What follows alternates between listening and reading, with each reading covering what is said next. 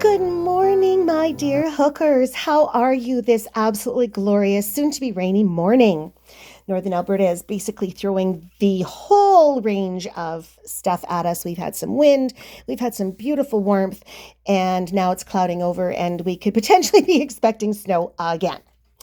But hopefully it's just rain. We need the rain. Fort Mac is, oh my goodness, poor Fort Mac. Please send good thoughts to Fort Mac. They are on fire again. So a lot of the refugees are here again in my little town. Anyway, a couple of things this morning, my dear hookers. This little piece of amazing sparkly redness is actually made for a wonderful person at the market that I go to. But all it is literally just a scrunchie. So there's the scrunchie holder in here. And then it's super, super easy. It's just a pattern that I threw together. It literally takes me maybe 10 minutes to make these. And I'm interested if you guys want to learn, all of you want to learn how to make these. So let me know, and we can do a little super, super, super quick video to do these. They're super easy, super quick, and let me tell you, they fly off my table. I will, during the course of a winter, I will make close to 750 of these over the winter, and especially if I get new colors like my son just sent me, woohoo! The sparkly ones, I won't be able to keep them on my shelf. I have not made enough of them because I've had a couple of other projects that I've had to work on. So this is literally just the first sparkly one I've been able to make. And all you need for it is Bernat velvet if you can find it. Although if you are in the States, this one, and I will bring the ball downstairs so you can see what kind this is when we do these. This one is Hobby Lobby's, I forget what it's called. And it's actually just, you use a size 5 hook with it. That's all it is. It's super nice, super, super soft. You can wash it, don't dry it, but you can definitely throw it through the wash. I have not done that with this one yet, but I have through some of my others just to test. And I find that this is actually better quality than the Bernat velvet because the Bernat velvet quite often fell apart on me. So this one, I gave it a seriously good tug, and I could not get it to break easily. It still breaks, obviously, but not easily. Okay, so let me know in the comments below. While you're down there in the comments, give me a like and a subscribe if you like my videos.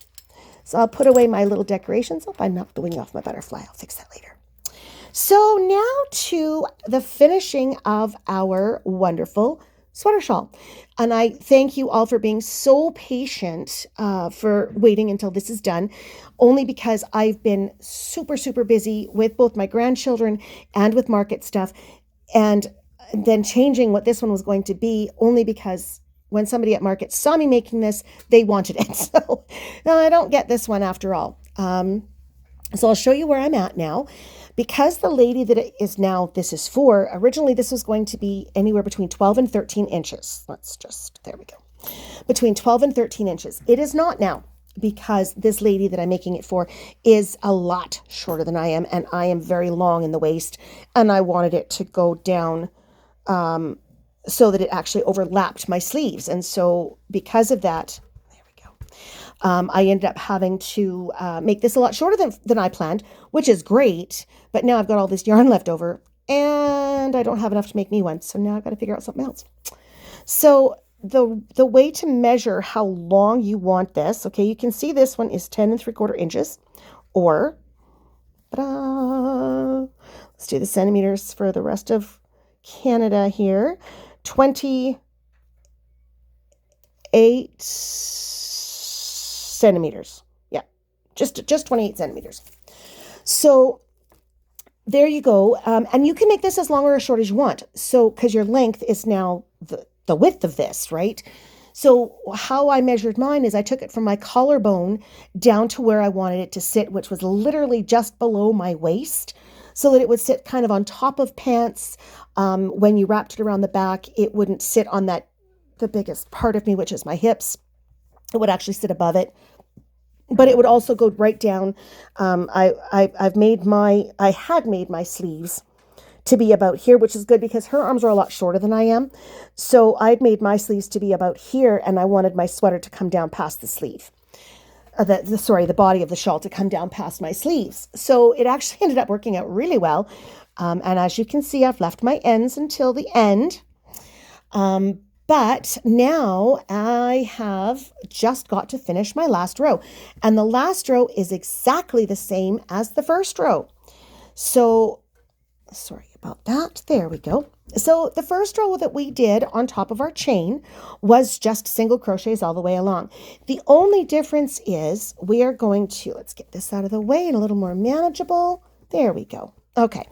The only difference is we are still going to continue with the back loop only on our arm. And I do apologize if you guys can hear any noise coming from outside. My husband is out there doing our eaves so that when the rain comes, we don't leak again. We were a bit underwater. So as you can see, when you fold the sleeve, you still get a great deal of stretch. It stretches, it folds back. It's exactly what I wanted. And so this sleeve is perfect. It's absolutely perfect.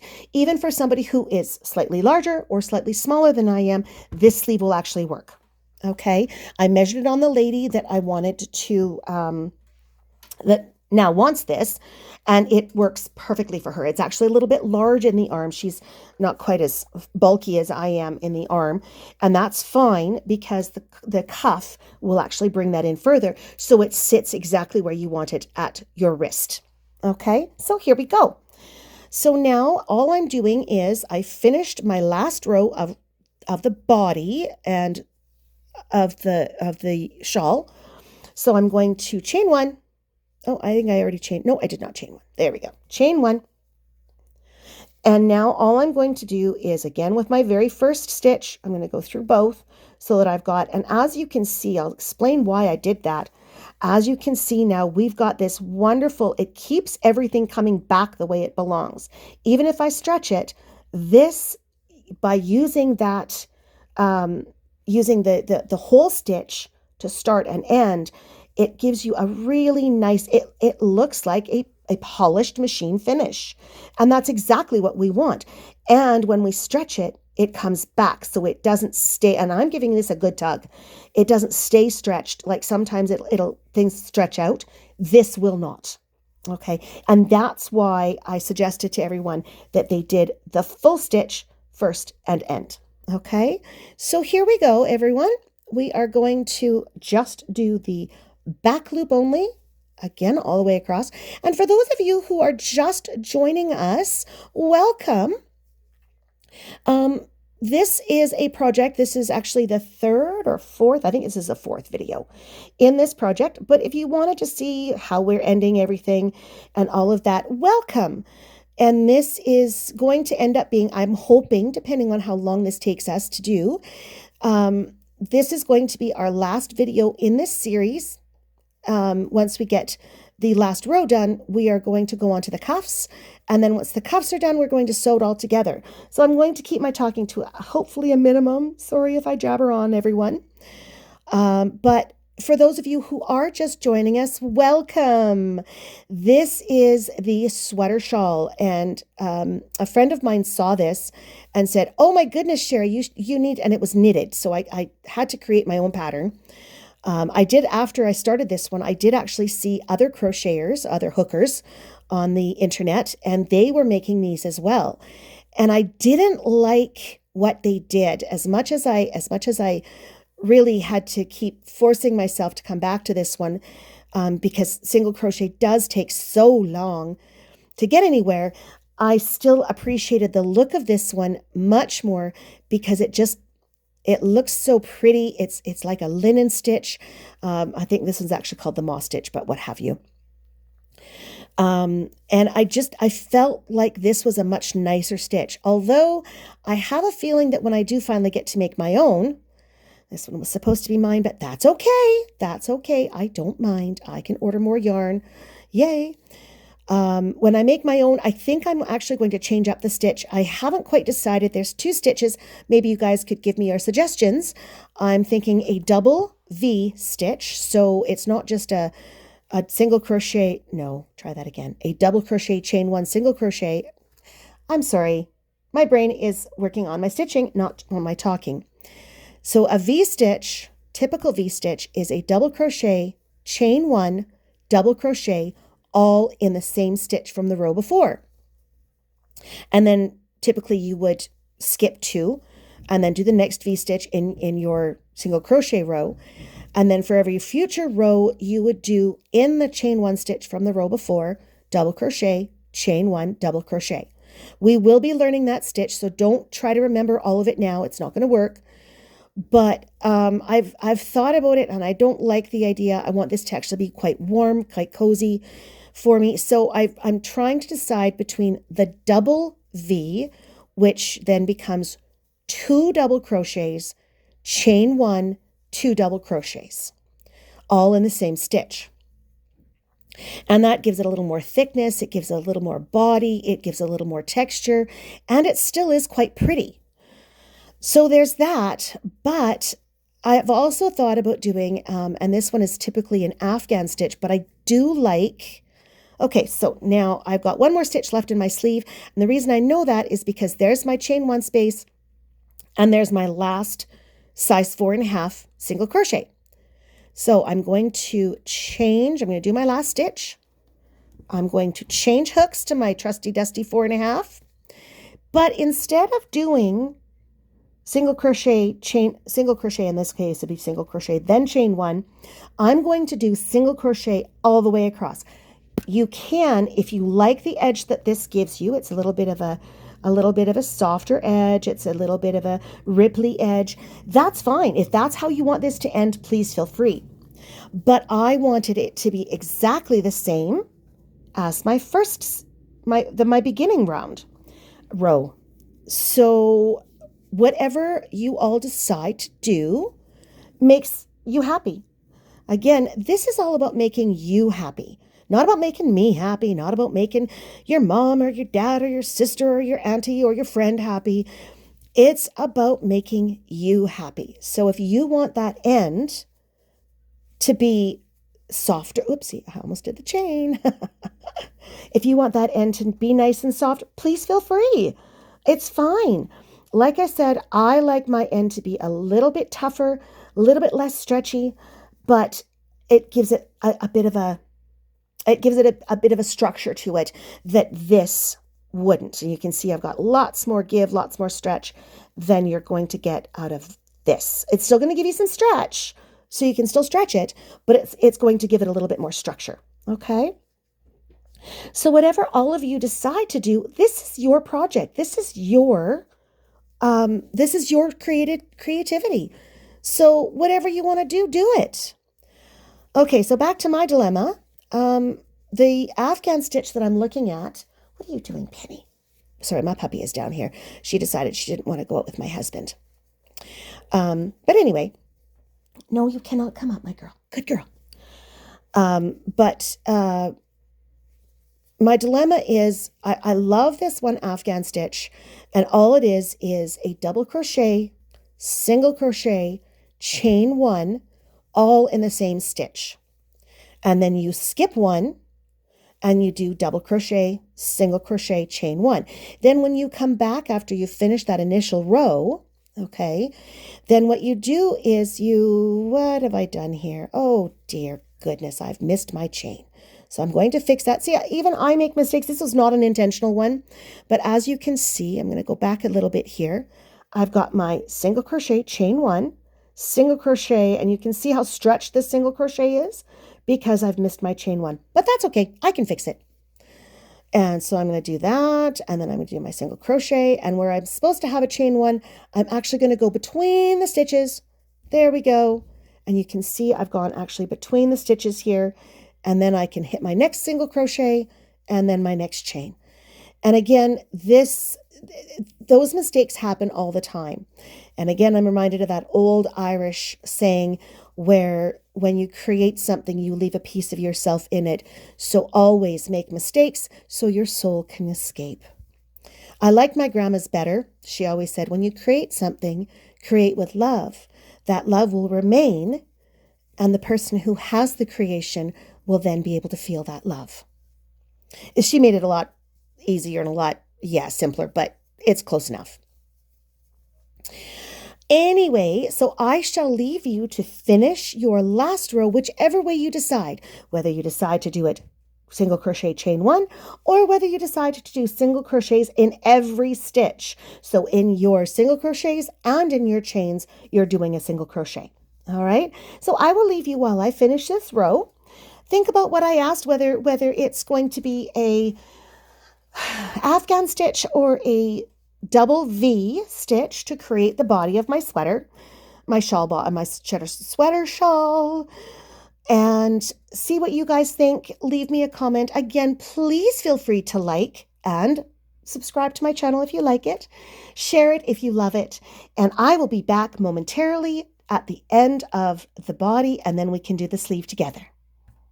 Welcome back. Okay, so I've opened my door a little bit because the rain is coming and I can smell it, and I do love my outdoor sounds and smells. So if it gets too loud, I will eventually have to close it, but for right now, I'm going to leave it open. So as you can see, I'm almost to my arm, and I kind of wanted to show you all. Okay, so when you're using the stitch marker, you can see how straight that is. And you're actually going to see that it actually curves a little bit because this portion of it kind of curves it down because it's a longer row, because it's a bigger hook and all of that. And this is such a tight stitch down here for the arm that it actually wants to curve. And that is exactly what it's supposed to do. So don't panic if your row doesn't look, or if your arm doesn't look perfectly straight. Okay, it's supposed to look like it curves a bit. So I've just got a couple more stitches left of the body. So I'm going to do that really quickly. And I'm at my last chain one space, so I have to do one more with this hook. And now I switch back and I go back to my arm. So here's where I start doing my back stitch or back loop only, single crochet. And I go and I do this all the way to the end of the arm. Okay, so why don't we, rather than me chat through the whole thing and bore you guys to death, how about if I leave you doing your back stitch only, single crochets to the end of the arm, and I shall meet up with you again. Oops, there we go. I shall meet up with you again at the end. All right. I shall see you soon. Okay, welcome back. So now, as you can see, I've only got 2 stitches left. So I'm going to finish those, and then I want to show you something. So on this last stitch again, I'm getting both V's, both arms of the V, so that again, I get that nice tight finish. Okay, so again, both sides of my arm are the same. But I wanted to show you something that is common with wool. And I don't know if you can be able to see this. See that sticky up bit there? That is very common. There's actually 3 or 4 of those. As much as you might want to, because, oh, that looks like such a mistake. It looks, no, please don't. There's another one there. Can you see that one? There we go. That one you can, because it is loose. But any of these ones that are not loose, okay, so if I give that a bit of a tug, that actually pulls the yarn up. Don't trim those. Whatever you do, do not trim those. I learned much to my sorrow that when you do, it actually weakens the fiber. Do not trim them. I have several of those. I don't know, probably won't be able to find any right now. But if you do trim them, you actually weaken the fiber. You don't want to do that. Any of the ones that are like really super loose, please feel free. But any of the ones that are like this one here, where is it? There it is. Like that one there, when I pull it up, okay, it actually pulls up on the yarn of the stitch.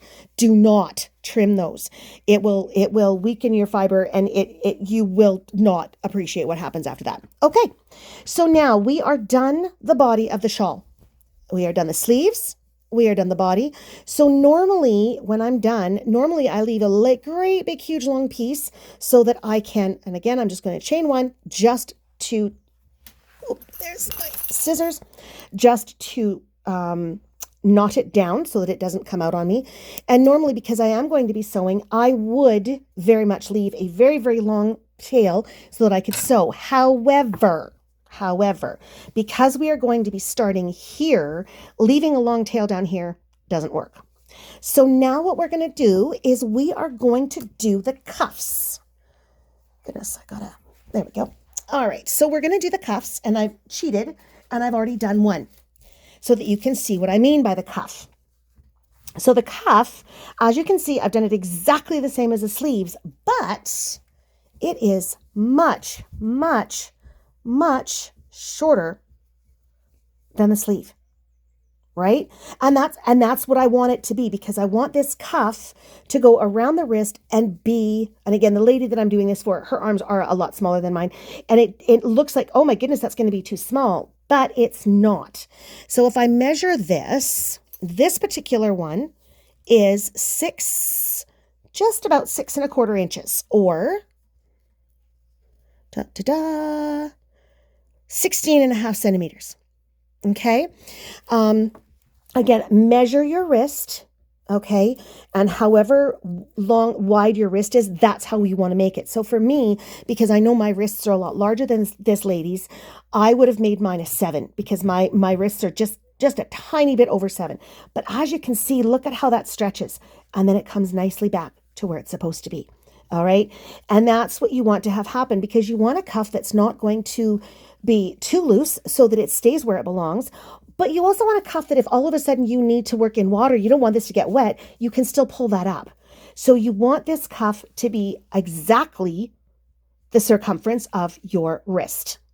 Okay. So that's what you're going to do. Now to do that, again, super easy, but this time we are going to have to count. Sorry, everyone. And again, this is going to depend 100% on how long this way. Okay, so how long you want your cuff. I like a nice deep cuff, so I would have made mine probably, oh goodness, how long did I make this one? Because she didn't want quite as long a cuff as I did.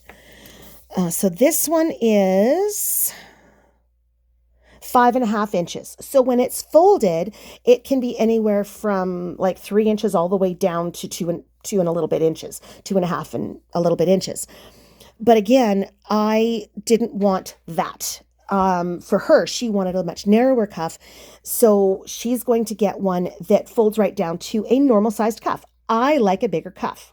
You've got to remember, my fashion style is a bit more in the 80s, and it's a little bit more, a little bit more prim and proper.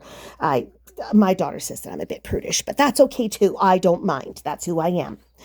All right. So now to start this, again, how long do you want your cuff?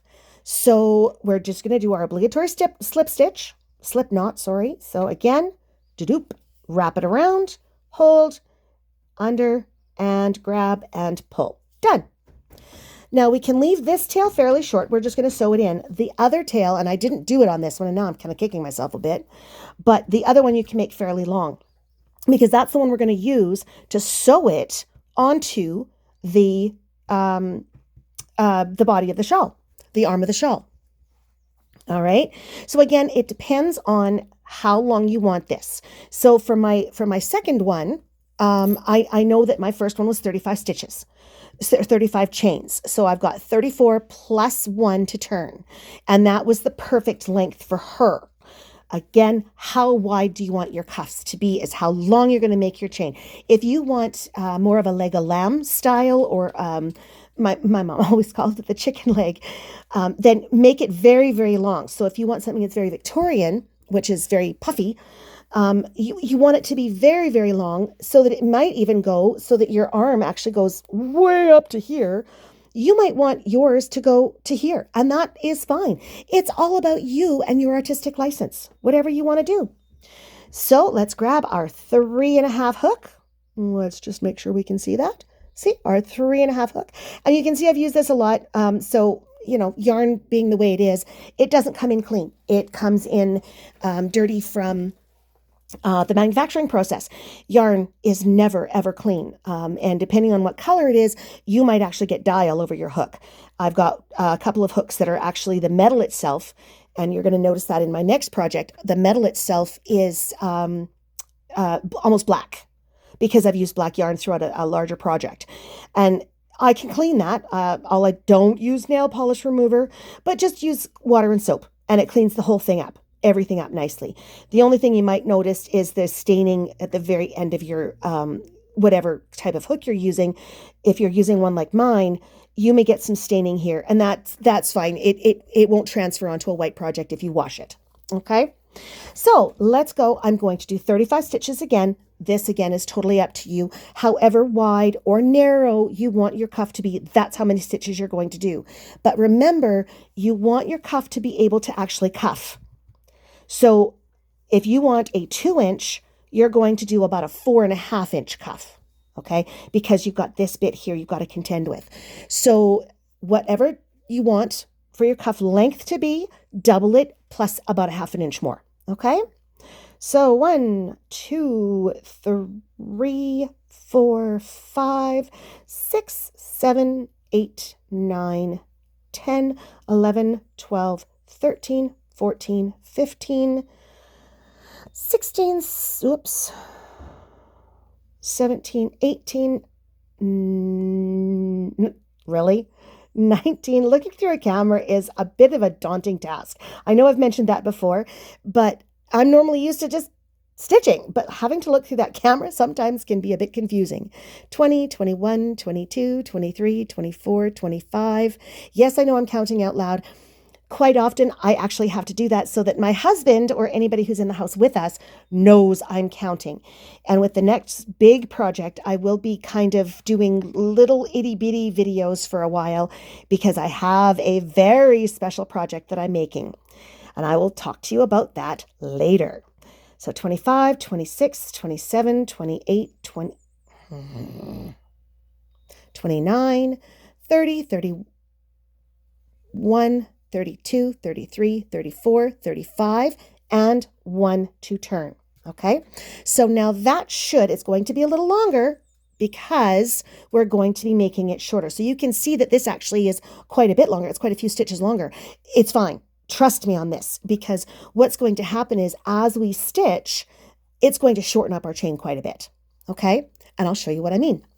So now we're going to do just a simple, but we're going to, so that we can sew, we're going to use that back loop only again. So we got a nice even fiber to measure or to sew with when we sew these together. Okay, so we're using a back loop only, and we're going to find that back loop. We're going to pull it onto the hook, yarn over, pull through, yarn over, pull through 2.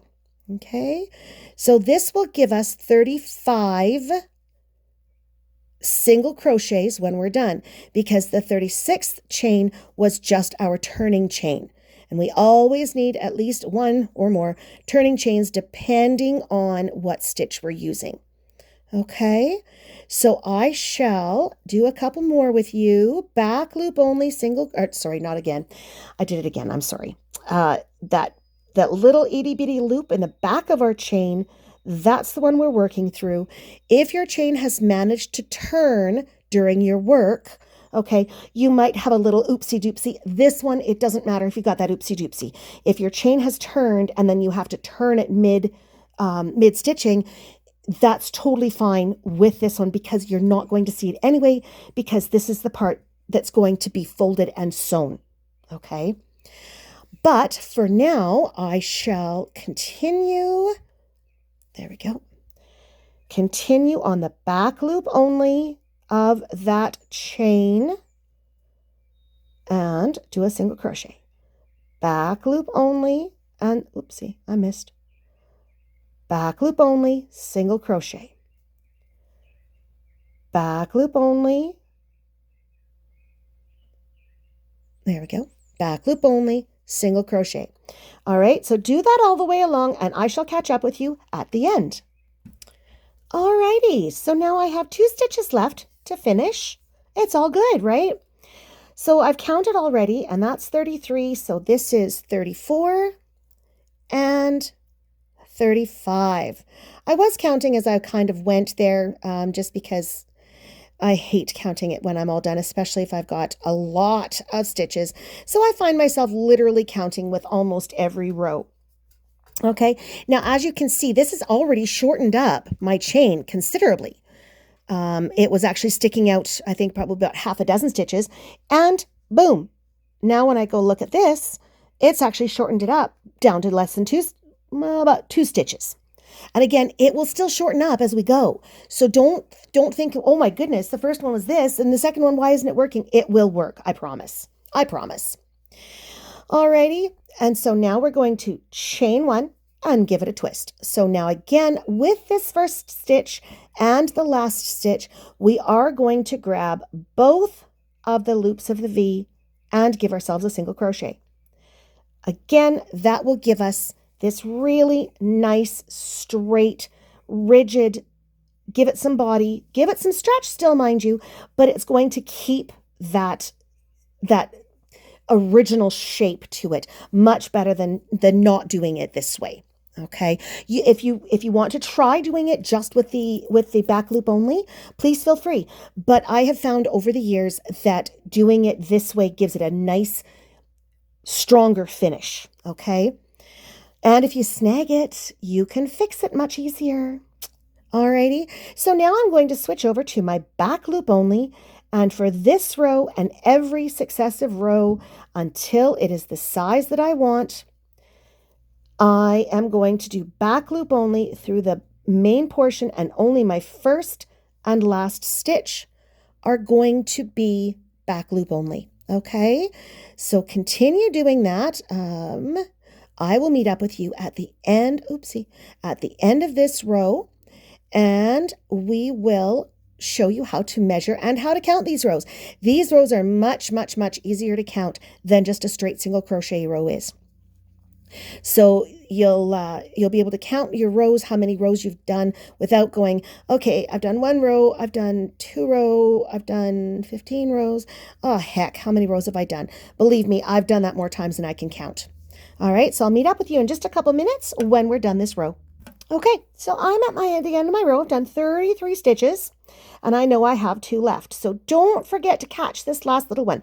Not the turning chain, which is way down here, but this last one right there. Okay, so here's my second last one. That's 34. And now I'm going to catch both arms of that V, and I'm going to do 35. Wonderful. Done. So now I'm going to continue doing this all the way along, and the sun is playing peekaboo with me right now. There's some clouds, lots and lots of rain clouds out there, but it's trying to play peekaboo. So if we get some weird shadows, that's all me. And I'm just going to do my first, and I'm going to catch both loops. Then I'm going to go on, and I'm just going to do back loop only. And I'm going to do that again all the way along. Okay. Again, at the end, I'm going to catch my very last stitch, which is right there. You can see it. See? Perfect. And I'm going to catch both arms of that V in there. And when you're all done, you will end up with one of these. Okay.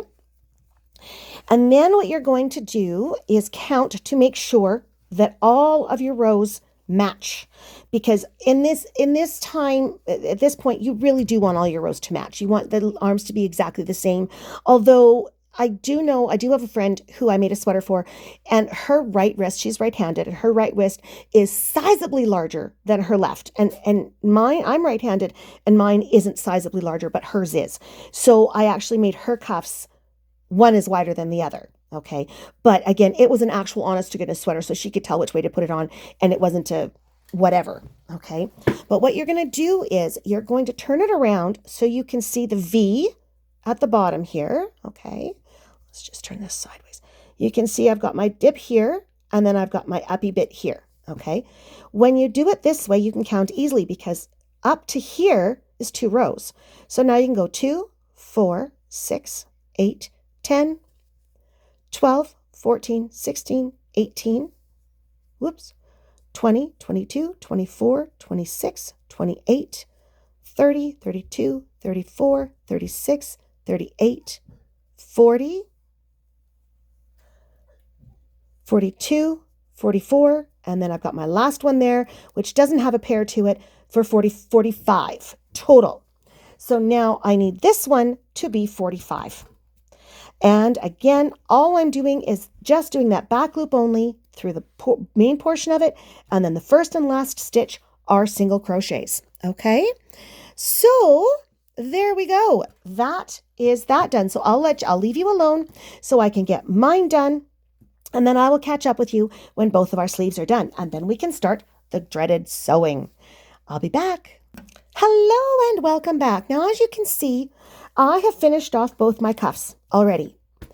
And I was rather silly, and I did not leave one end longer. So now I have to sew by actually sewing, which really stinks. But let's show you the problem that we have.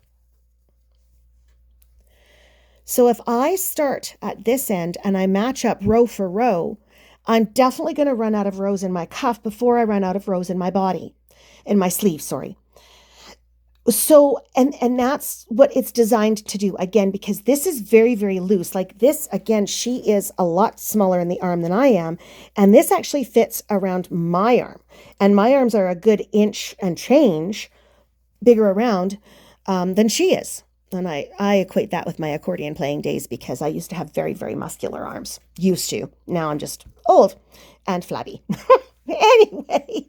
Anyway, back to work. Let's not talk about that. So what we're going to do now is I'm going to show you all how to appropriately measure this. And what we're going to do for that is we are going to stretch this way, way, way out. And I do not have any stitch markers down here, do I? I do not.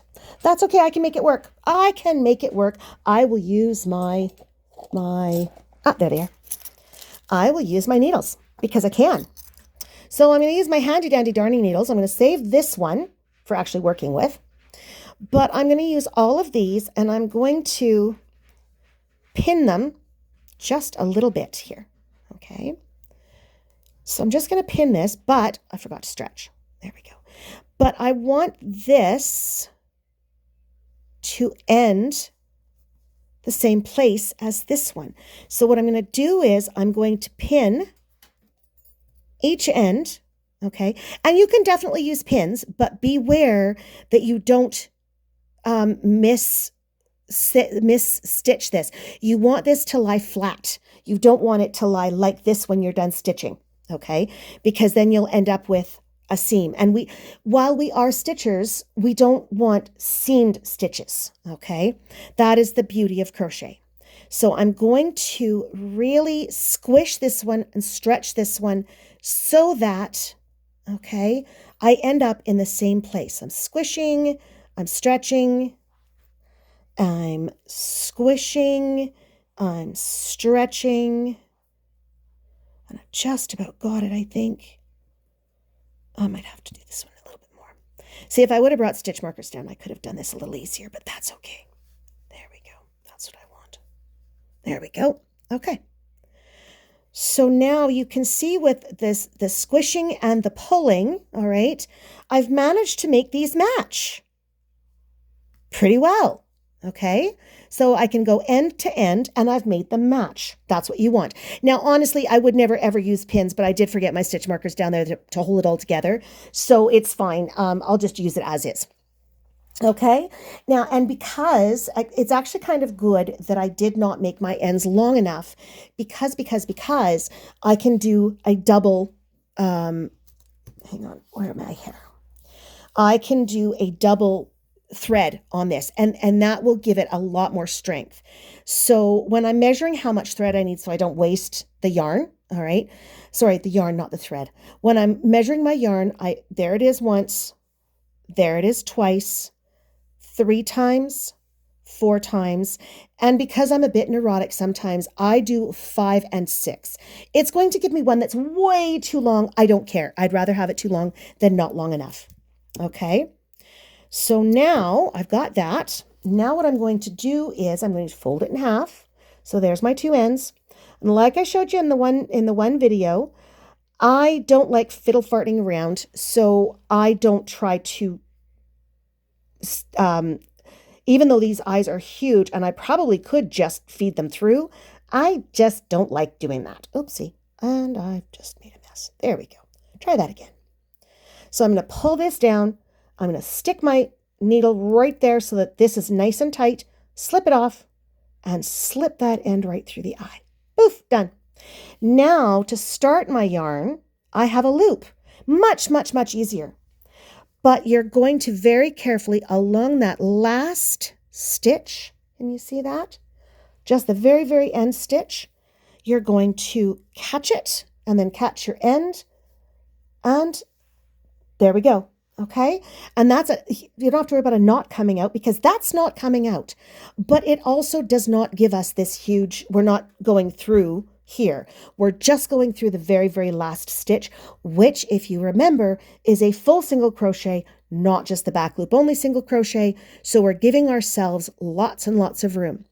So now, because I want that end to stay nicely, I am going to go through one more time and make sure I don't catch my needle. And I'm just going to catch that loop one more time. Again, because this is a sleeve, I don't want it coming out. And I'm going to give it a really good tug. Okay. So now I'm not going to try to go stitch for stitch because, again, that's going to make a mess of things, right? So what I want to do is I want to use this cuff side as my guide. Okay, I want to do stitch for stitch in the cuff side, but I don't want to do stitch for stitch in the sleeve side. So that's, try that again. Stitch for stitch in the cuff side, but not in the sleeve side. Because what that's going to do then is that's going to give me a nice, super good, super strong seam, but it's not going to mess up what's going on back there. Okay, so literally all I'm going to do is just, I believe this is called the whip stitch.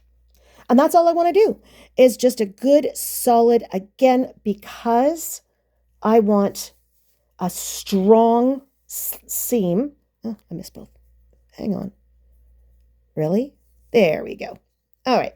I want a nice strong seam. I don't want this coming out.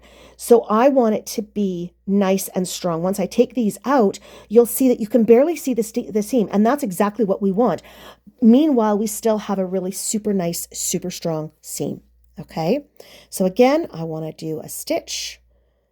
And it doesn't matter what happens on the back because it's going to be stretched or it's going to be smaller anyway. But literally, we want to do stitch for stitch along the cuff side. Okay. Doesn't matter what's going on in the back. It's fine. It's totally fine. Okay. Now, oh, I've got an end in there. Sorry, guys. What are you doing over there? Let's get you down there. There we go. Okay. So stitch for stitch along the front. Doesn't matter what happens in the back. We don't care because we care about what happens on the cuff side, not on the back side. All right. Now I'm going to take this first one out and I'm going to show you. Look how nice that seam almost completely disappears in the stitching. Okay. It's almost completely disappeared. When you're dealing with other colors, that's not going to happen, which is why we want this nice stitch here. And as you can see, it does rise up a bit on this side, but this is going to be the side that's covered anyway, so it doesn't really matter. Okay. So here we go. Let's keep going. We're going to, again, stitch for stitch on the cuff side. It doesn't matter on the back because we've got stuff going on back there that isn't going on the front. So stitch for stitch. And for those of you who have children, you will bless me for using this particular stitch on the cuffs only. We are going to be using more of a mattress stitch along the side because that one's not as, holy cow, I'm going to get people hanging on my arms. It won't matter because this, again, even if they grab a hold of this and pull, it's not coming out. Okay. Again, the yarn will wear out before this does. All right. So again, I'm just going to pull this. No, I'm not. I'm going to squish this, pull this. Okay. Stitch for stitch in the front. We don't care what's going on in the back because that's going to be mushed in there. Okay. So I'm going to take this one out so that I can see what I'm doing. Don't take your pins or your markers out until you get to that point. Again, I know because I've already made one of these. I kind of know what I have to do, but do yourself a favor. Do not take the things holding this together until you get to the next one. All right. And as you can see, I'm making this smaller, this bigger, and that's what I want. So I can see my stitch, but I really don't care what's going on the other side. Okay? And again, give yourself lots and lots of time, lots of patience, and make sure you know what you're doing. Make sure you can see what you're doing, and make sure that you're happy with your work. And I'm all twisted already. My goodness, my goodness, my goodness. There we go. Now, as you can see, I'm already looking like I might, run out of yarn, but I've got a really good fold over here so that, fold over here so I know what I know I'm good.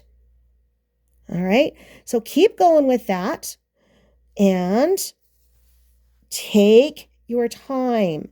Catch just the very end of both sides, making sure that you're catching more stitches over here than you are over here. Stretching this one, squishing that one. Okay? And what's going to happen is you'll end up with this lovely, I'll show you when I'm all done, but you'll end up with this lovely look that looks exactly like a sweater looks, as if you'd purchased it in the store. But we know that no store will ever be able to come up with something this good. And as you can see, my seam here is looking really well. There's no big holes. It's nice and tight. The stitch itself obviously is going to have a hole, but there's no big gaps or anything going on there. And that's what we want. So again, we're stretching this side, squishing this side as we go along. Okay? So I'm stretching so that I can catch my stitch and squishing the other side. Stretching so I can catch my stitch and get to the other side. We don't care what's going on the other side. All right. Now I'm going to take my next one out. Don't take your next one out until you get to your other one, until you get to your next one. But again, I've done this a couple of times now, so I kind of sort of know what I'm doing. So again, we're pulling and squishing, pulling and squishing. Okay? And goodness, stop twisting on me. Goodness gracious. And again, get every stitch as you go along. Do not miss a stitch. Do not. Okay? On the cuff side, we don't care what's going on the back side because we know that there's going to be more stitches going on here than we need. And don't forget to give this a tug so you don't have what I've got going on there. So you don't have all of these, I don't know if you can see that, but you see I've got a bit of a bigger one. I will actually go back to this one, pulling this one. That's what we want, right? So I'm going to get that last stitch, the last stitch. Oh, excuse me. My nose is very itchy now. We've got lots of pollen out here right now. Pulling and squishing. Pulling and squishing. And I'm just about to the end, and now you can see that they're actually matching up. But you can also see what's happening over here is that it's kind of pulling it in. And the magic of this part is, what's going to happen is you're going to find that it's going to form into the perfect cuff. And now you could, if you really, really wanted to, you could create the cuffs while you're creating the body of it. But what I found with that is, and I had serious issues with it, was you have to use such a small hook on this. And I had the devil's own time. I did a lot of nasty words trying to do it that way. So I just said, fine, I'll make my cuffs separately. And it worked out that much better. It actually worked out a lot easier. I'm pulling, I'm squishing, and I'm just about to my second last one already. And I'm going to have just the perfect amount of yarn.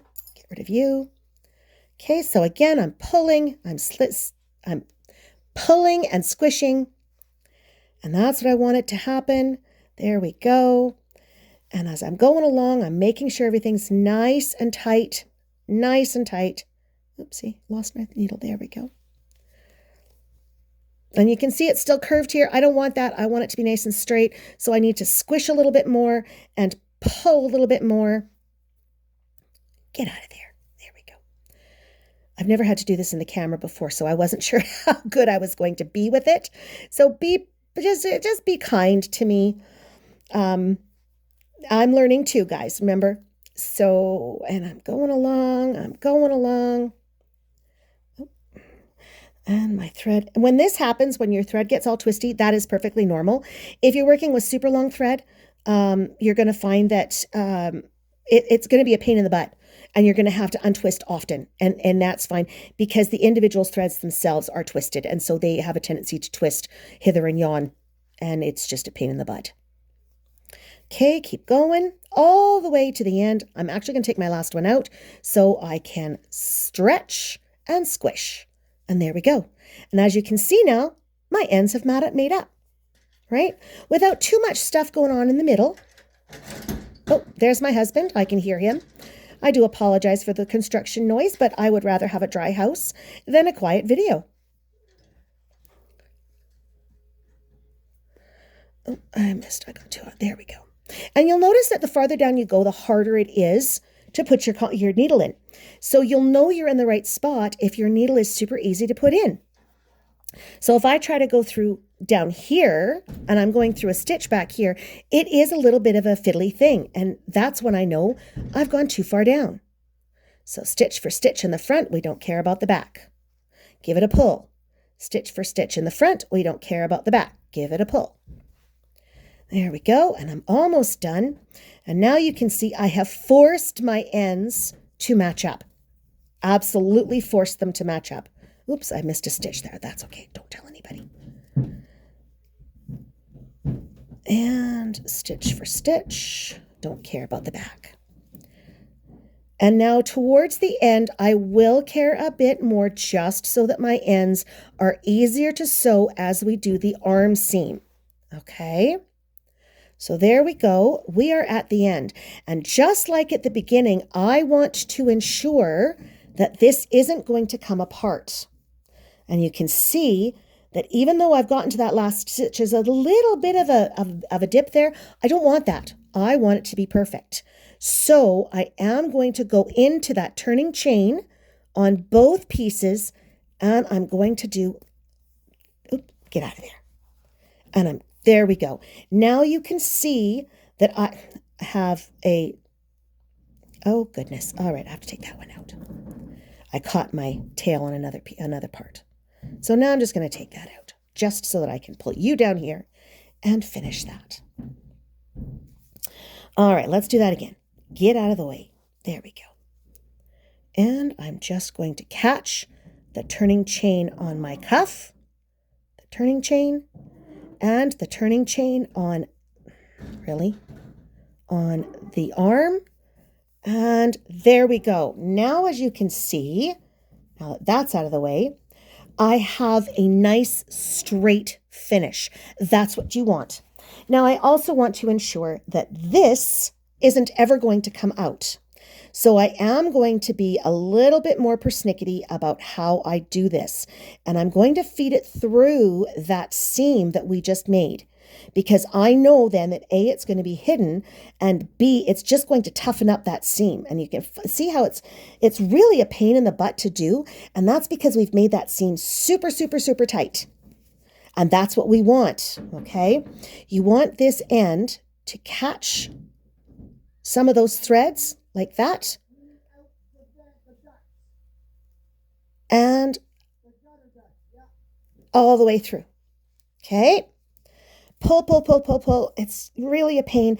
And I am going to do it a third time. This end I don't have to worry about, because this end was already knotted, or it was already looped. I know it's not knotted, but whatever. So I'm just going to ensure that I catch another thread so I don't pull back through the way I came. There we go. And I'm just going to feed that back through. Again, it's going to make that really, really lumpy here. I'd rather have lumpy than have a loose thread. So now I'm going to snip it. There we go. And our sleeve is done. Our thing is done. Our sleeve is done. It's all good.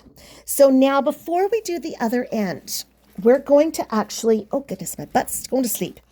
Been sitting here for a long time. We're actually going to do the arm. But again, I don't want that. I would rather have, what I rather have?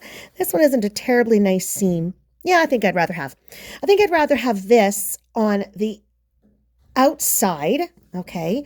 So that when I fold my cuff, should somebody happen to see that, it's not quite as in your face as this.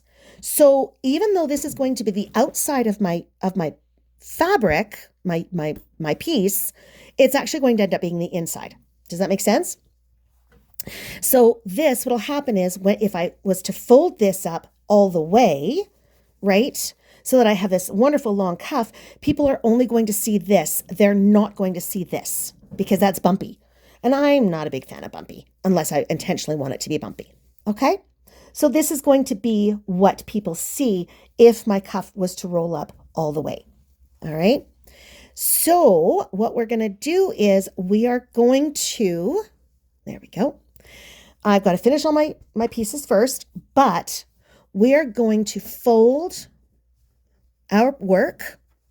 I'm going to quickly go in and do all my ends, but we are going to fold our work and then we are going to very, very carefully stitch. And I will show you how to do that so that you get a beautiful seam every time. Okay? But for right now, I'm going to leave you. Go ahead and stitch in all of those wonderful ends that you might have ended up with. And make sure all your ends are done, and then we'll come back and we will do our seams. Okay? See you soon. Hello there. Welcome back. Okay, so I have gone ahead and done a bit of a cheat. I've gone ahead and done my second sleeve. Okay. Now, the stitch that we're going to be using is very similar to this one, but it's just slightly, literally, sideways. So as you can see, this is going to be the inside, because when I take and I turn this around, bloop, now I've got, okay, there we go. Now I take and I look, and that seam has just about completely disappeared. I can see it, but it's just about completely disappeared within that. There we go. There, you can just see it. There it is there.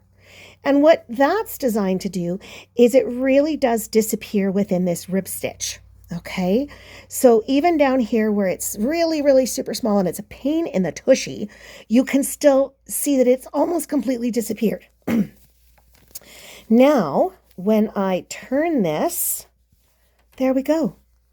Now I have a nice long cuff, just long enough, and there we go. Now, the reason I did this first, okay, is so that I can show you how it's easy to get this twisted and doing it backwards.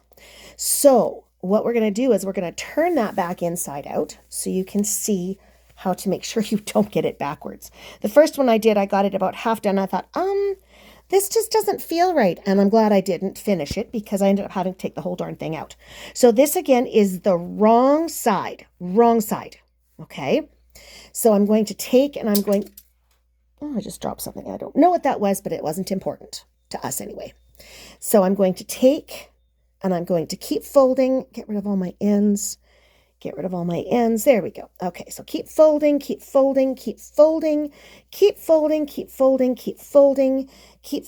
There we go. Okay, so we are at our end. Now, I know that this is going to be the wrong side, right?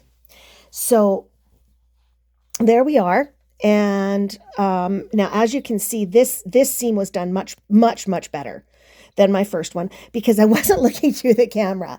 So again, this is really definitely a learning curve for me. Okay, so this is the one I finished. This is the inside of the piece, right?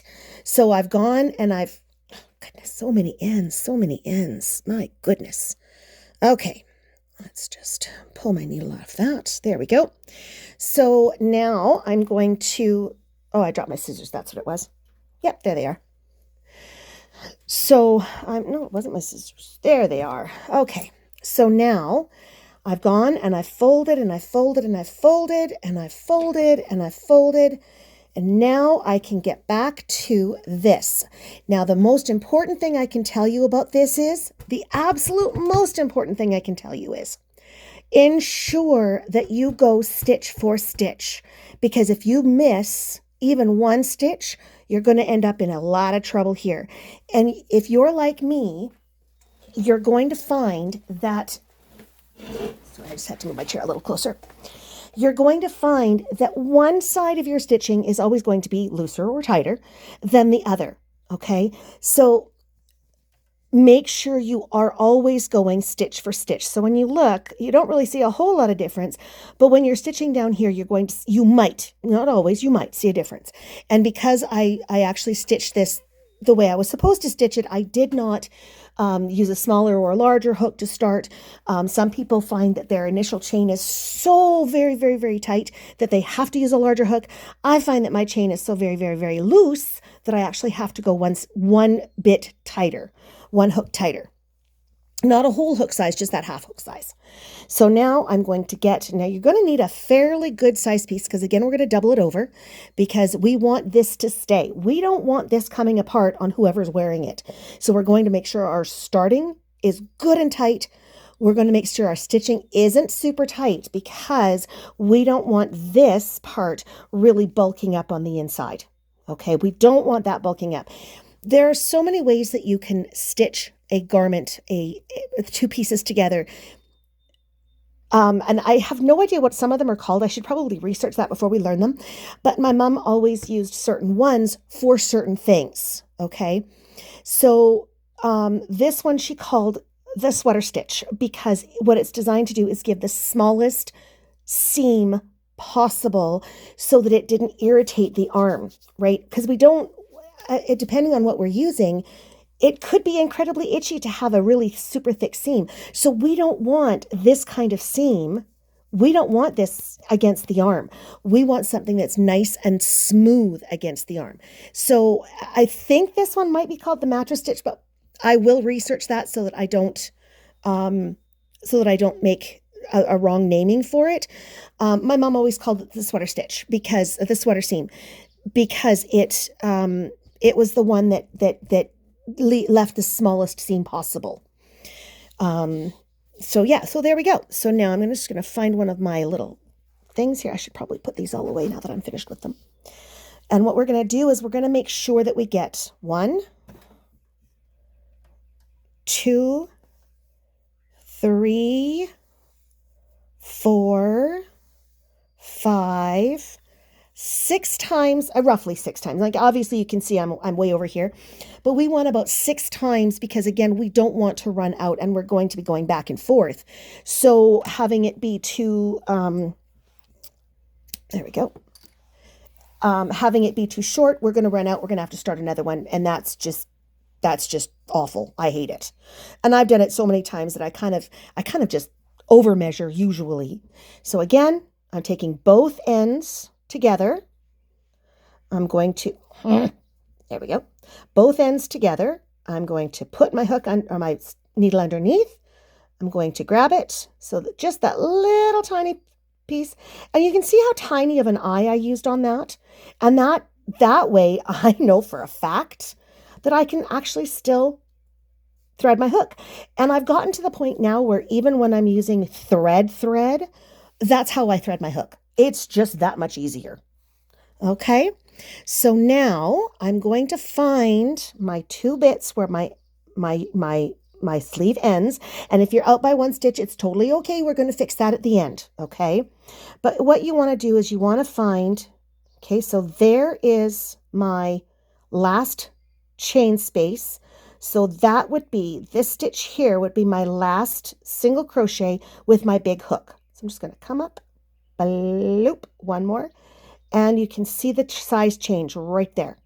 You can see that one's quite a bit bigger than that one. This is the one I want right there. Okay, so now we're going to go to the other side and do that. I can see I have my last chain stitch. So I'm going to go up. And again, I can see that size difference because there's my last big crochet and there's my first little single crochet. Okay, and if I want, I can just quickly measure that. And again, because I know that one side is always going to be slightly bigger with me, I can see that that works out pretty well. There we go. Whoops, there. Okay, and as you can see, for me, there's always going to be the difference because this is my starting chain and this is my finishing one. And you can see that there is a large difference for me. And for some reason, unless I change hook sizes, I have always had that problem. And my mom, even now, she just shakes her head. And if you can hear rain, the son has stopped playing hide and seek. And now it is just raining off and on. And I have a metal roof on this part of my house, so you can really hear it. Got some red yarn in there. There we go. All right, so now I've got this done. So now I'm just going to give it a bit of a tug. Now here's what's really important. Remember how I said to make sure this one's nice and tight, tight, tight? Don't do that with this part. We're just going to find our next stitch. So there is the V and, oops, there is the V. You can see how I've got my needle going through both halves or both lines of both V's. And I'm just going to pull that all the way through. Bloop. There we go. Now, here's where I want it to be a little bit tighter only because I want that to be firmly secured. Okay. But rather than come around again, I'm going to actually go into, so here's the first one we used. We're going to go into the direct next stitch. So there's the V of the next stitch. And there is the V of the next stitch. Okay? And I'm going to pull that through. And then I'm going to get a knot. There we go. And make sure you're not pulling too tight, like I said, because what's going to happen is your seam is going to go like that. We don't want that. So just a nice gentle tug on this one. Now I'm going to find my next one. So there's my next V. There's my next V. Okay, and I'm just going to give that a tug. So this is super, super, super easy. Okay, so again, I'm starting on the same side I ended, through the V of the next set of stitches. Okay, there we go. And now I'm starting on the same side I ended again. V and V. There we go. Okay, and all you're going to do, this is a super, super easy. And as you can see now, if I was to pull that tight, see what happens? We don't want that. We want that to be a little bit looser. Not so loose that you get gaps, but loose enough so that it doesn't buckle. Okay, so guide yourself and watch for the buckling. I'll do a little bit of a buckle here later on to really show the difference. But don't make it so loose that it gaps. That's the worst thing you can do. Okay, so I'm going to find my next V and my next V. Oops, I just about did that backwards. So finding my next V, pull through. Find my next V, pull through. So again, super easy, doesn't take any time at all until you get to that first seam, and then it's going to be very fiddly. Okay, so now you can see how I haven't been pulling that tight.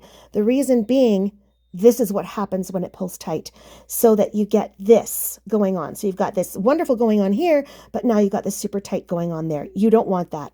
You want that nice and loose, but not so loose that you can see the stitch, okay? Because what happens is, there we go. So yeah, you're going to be able to see the stitch there, but it is going to be mostly invisible in that rib stitch, okay? So I'm just going to tug that a little bit because I did make it a bit looser than I wanted.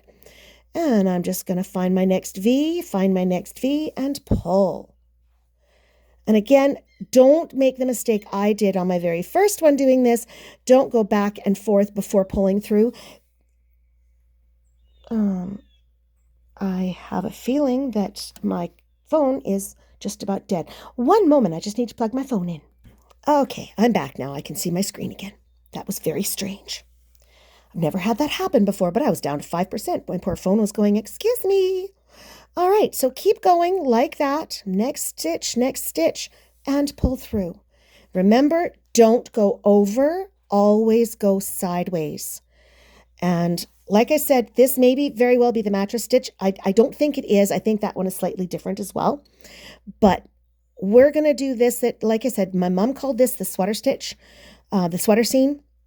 Because again, it leaves a very, very, very small seam, so it's not going to be scratchy on your arms. And as you can see that it's pulling it together. You can see that the two stitches are now kind of half becoming little zigzaggy bits, and that's as tight as you want it. You don't want it any tighter than that, because again, look what happens. Now you can really see that difference. We do not want that. We want that to be loose, but not too loose. Okay, so basically what's happening is our seam is the same width as our stitches, and that's what we want. Okay, so next stitch. And I know this video is getting incredibly long, but we are so close to done. Bear with me. Get yourself a cup, pause this, get yourself a cup of coffee, do what you need to do. Have a bathroom break. I know I had to go have one in there too, just because I've been sitting here for a lot longer than this video is. And this chair is definitely not comfortable, so I had to do a little bit of a break there, but that's okay. We are almost to our wrist sleeves already. See how quick that goes? I actually appreciate this a lot when I'm doing that rib stitch, because it hides beautifully. It's super easy to do. I can literally go stitch for stitch because I know that my top and my bottom should match. But if this isn't a stitch that you like or a seam that you like to do, please feel free to research other ones. There's a lot of really great YouTube producers out there, YouTubers, however you say it. I'm sorry, I'm new to this, that have they've got a better vocabulary than I do when it comes to stitches. I know that when I was learning all this stuff from YouTube, I'm not sure what I'm doing here. There we go. When I was learning this stuff on YouTube, because my mom did very, very basic stuff back in the day, I had to learn all the names of these stitches. Like this is called the rib stitch, and the back post, sorry, not the back post, but the back loop only, double, single crochet, what have you. So I had to learn all this. So I'm still learning the numerology. Oh my goodness. The names for all of this stuff, and the etymology of how they came about. Oopsie. So go ahead, please feel free. Go see other YouTubers. I encourage it. Some people have learned only using certain names, and some of the names they've come up with over the years, like that's not the names my mom used. So again, my mom is 80 years old. My grandmother is 100. So you can imagine how old some of these names are. But while I'm finishing this, I will give a chat with you guys. My next special project, sneak peek. I guess it's not a peek because I'm not showing it to you. But the little sneak is I have a huge project that I'm doing, and it's going to be entirely for market. It's not a special order, nothing. It is going to be a Grafgan, and the reason I'm doing the picture that I'm doing in it is because during our agricultural days, we also have a rodeo that comes around, and they have an amazing time of it. And it's just, it's not, certainly not like the Calgary Stampede or anything like that, but it is a really, really, really good local rodeo. We get local people that are invited. They have a Little Sprouts rodeo. We pair it with our agricultural days, and we also pair it with, a friendly competition among crafters and bakers. And oh my goodness, some of the gorgeous things. Oh my goodness. I've entered every year that I've been doing farmers market, and I've actually quite proud of myself. I've done fairly well. But this year I want to do the hardest one I've ever done. So what I'm going to do is a Grafgan. Oops. No, I did. I'm going to do a Grafgan of a silhouette of a cowboy on the back of a bull. And I'm not 100% sure. I think I might do one. I found a picture that's a free clip art picture, and it's of a cowboy actually after he's been tossed from the bull. So he's in midair off the bull, and it's going to be silhouetted against white. That's going to look very similar to a moon. And I will actually post a picture on the beginning of this video of one that I did for my cousin. And it is a moon with a wolf or coyote howling, probably a wolf more than a coyote. I think the snout looks more coyote-ish, but that's okay. That's, again, be kind to yourself is what I always tell myself, right? Um, and it's going to be very similar in features to that. And I'm really looking forward to getting it started. It does mean, however, that I'm not going to be able to do quite as many of the videos like this one, which is incredibly long. We're already well over an hour into it. So I do apologize for how long this video was. You will thank me in the end. And I want to know if you guys would like to learn how to do graph GANs. And again, those videos are going to be incredibly long and incredibly complex. That's not something I would encourage a beginner to do. But if you would all like to learn how to make graph GANs, I can certainly do that for you. And anything that you want, I do have the availability to create patterns for all of it. Now, as you can see, okay, let's just change subject here for a sec. I have a couple of extra stitches. I have a couple of extra stitches here that I don't have on this side. So what I am going to do is I'm going to fudge it just a little bit. It probably happened, I missed a stitch up here or something, I don't know, but that's okay, because what I'm going to do is I'm going to miss this stitch here, and I'm just going to go straight into the seam.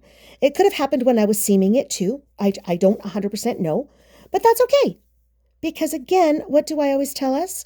Be kind to yourself. It is not. There we go. Come on. Come on, you. There we go. Better. There we go. Got it.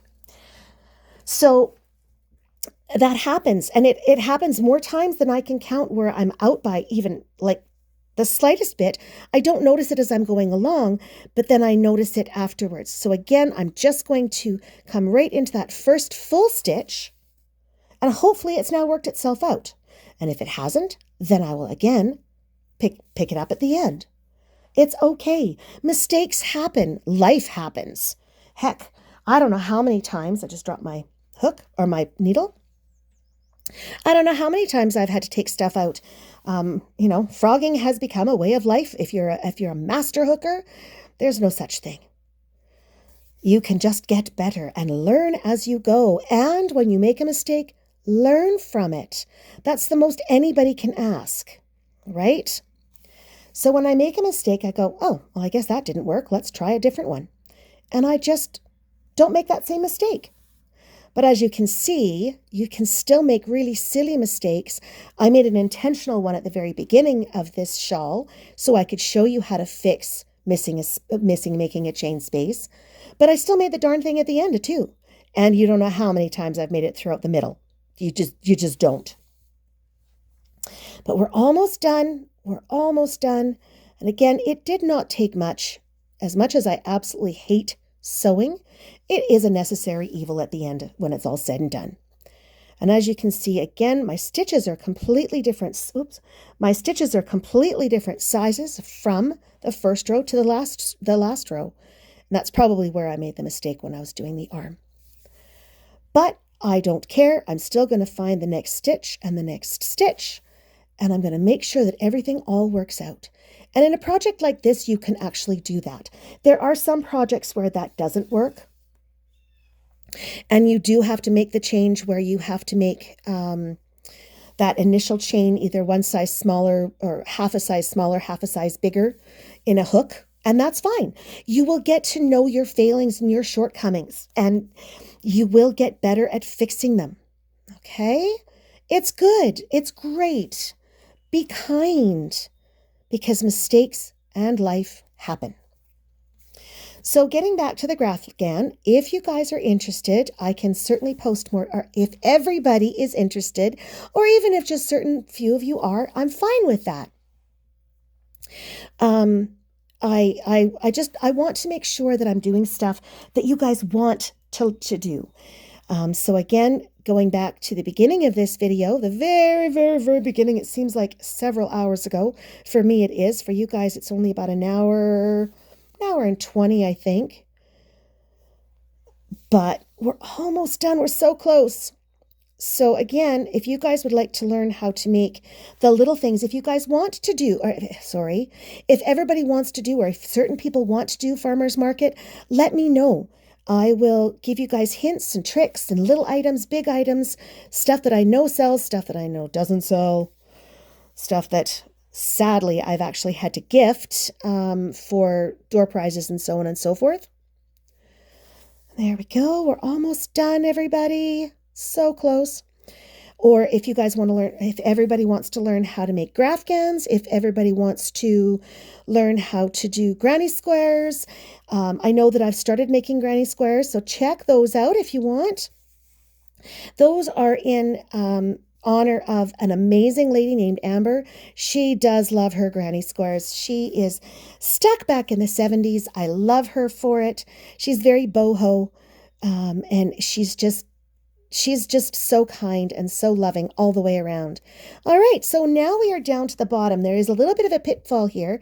If you've done your ends a little too tight, you can see that your corner gets lost. I did that kind of intentionally so I could show you guys. So if I ended where it looks like my last crochet is, I'm going to have this go on, and I don't want this. I want perfection. Well, I'm never going to get perfection, let's be honest. So what I am going to do is I'm going to cheat. I'm going to find that one that was missing. It's kind of squished there.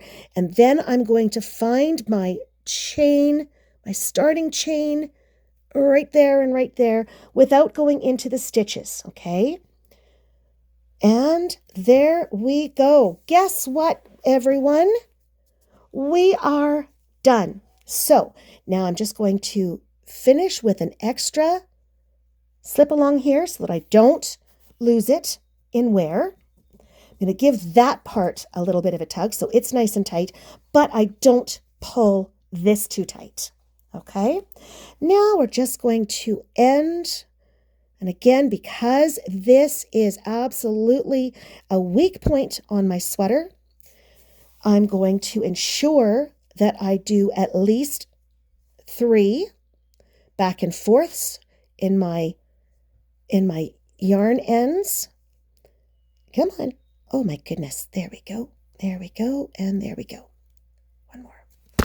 Oh, sorry. I didn't mean to do that. Sorry. I hit my phone. I apologize. There we go. And there. Come on. There we go. And it gets a bit tight, and that's fine. So I'm just going to do one more because that was 2. And I'm going to give it, I got an end in there somewhere. Which one is it? Oh, I guess I don't. It's just my eyes. Alrighty, and I'm just going to bring it back one more time. But so I catch it, I'm just going to go through another stitch and then back along the one I started with. Ba-doop. Come on. There we go. Guess what, everyone? It is complete. Oh, maybe. Hang on. Okay, so that's 3. Again, I don't want that to be tight, so I'm going to make sure that's not too tight. Perfect. Done. Now I'm just going to snip my little end here, close but not catching. And again, it is going to stick out a tiny, tiny little bit, but if I give it a tug, guess what? It almost disappears. That's what I want it to do. So now I'm going to turn this inside out, inside right, sorry, outside in, however you're supposed to say it. And ta-da, there's 1. And come on, there we go. Ta-da, there's 2. Now what I'm going to do is I'm just going to fold up my cuffs a tiny little bit so you can see how pretty those are. And if you don't want to make cuffs, you don't have to. You absolutely do not have to. Absolutely do not. Okay? So now I can fold. It's gotten all twisted. Sorry about that. There we go. So now I can fold this in half to ensure that I didn't mess up. I did not. So there we go. There's my seam. Look how nice that looks. It's completely hidden. It's completely hidden. Oh, I did a little doopsie there. That's okay. Nobody's going to notice. Good morning, my fellow hookers. My dear hookers. This video has taken forever to make.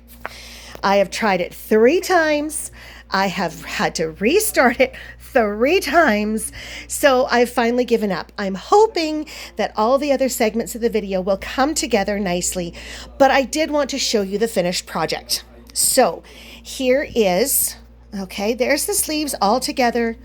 And here is the, whoops, here is the seam on the arm. So that's where it starts, and it kind of does a jutty over bit here, just slightly.